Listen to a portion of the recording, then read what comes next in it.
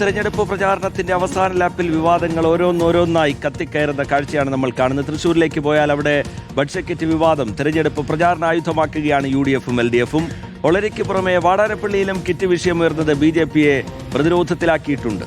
അതേസമയം വാടാനപ്പള്ളിയിൽ തെളിവുകളുടെ അഭാവത്തിൽ കേസെടുക്കാനാകില്ലെന്ന നിലപാടിലാണ് പോലീസ്.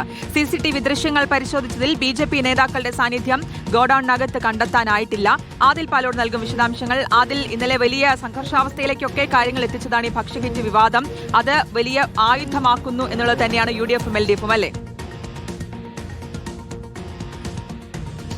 ഉറപ്പായും ശ്രുതി, ഒളരിക്ക് പിന്നാലെ വാടാനപ്പള്ളിയിലും കഴിഞ്ഞ ദിവസം കിറ്റുകൾ കണ്ടെത്തുന്നു. പക്ഷേ കിറ്റുകൾ കണ്ടെത്തിയത് BJP നേതാവ് തന്നെയാണ്.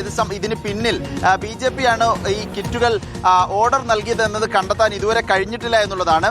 വാടാനപ്പള്ളിയിലെ ഗോഡൌണിൽ, ചാമ്പ്യൻസ് എന്നു പേരുള്ള ഗോഡൌണിലാണ് കിറ്റുകൾ കണ്ടെത്തുന്നത്. അവിടേക്ക് ദേവൻ അടക്കമുള്ള BJP നേതാക്കൾ വരുന്നു. അതുകൊണ്ടാണ് UDF-ന് സംശയം തോന്നുകയും വലിയ പ്രതിഷേധത്തിലേക്കും പിന്നീട് സംഘർഷത്തിലേക്കും കാര്യങ്ങൾ മാറുന്നത്.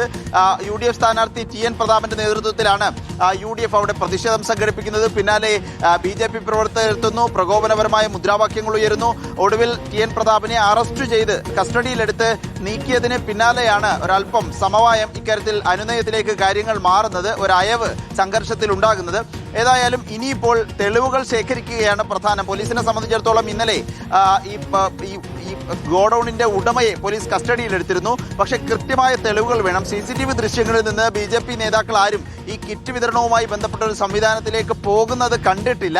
അതുകൊണ്ട് തന്നെ ഈ ഓർഡർ നൽകിയ ആൾക്ക് ഏതെങ്കിലും രൂപത്തിലുള്ള BJP ബന്ധമുണ്ടോ എന്നുള്ളതാണ് പരിശോധിക്കുന്നത്. അങ്ങനെ ഉണ്ടെങ്കിൽ മാത്രമേ ഈ കേസ് നിലനിൽക്കുകയുള്ളൂ എന്നാണ് പോലീസും കരുതുന്നത്. ഏതായാലും ഇക്കാര്യത്തിൽ ഒരു തെളിവന്വേഷണവും മറ്റു കാര്യങ്ങളുമൊക്കെ ഇന്നുണ്ടാകും എന്നാണ് പ്രതീക്ഷിക്കുന്നത്. ഓക്കെ, വ്യക്തമാണ്.